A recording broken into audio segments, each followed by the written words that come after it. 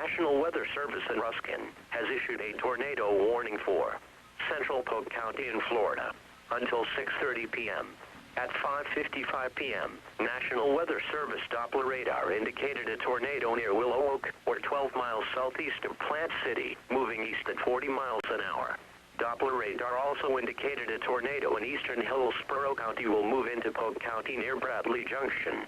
The tornado will be near Willow Oak, Mulberry, Bartow, Fort Meade, and Lake Wales. Precautionary/preparedness actions. If you are in the path of the tornado, go to a small interior room in a strong and well-constructed building. Cars and mobile homes are not safe. If no shelter is available, lie flat in a ditch or culvert and cover your head with your hands.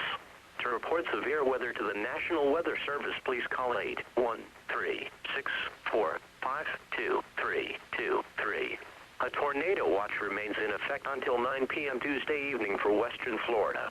Repeating, the National Weather Service in Ruskin has issued a tornado warning for central Polk County in Florida until 6:30 p.m.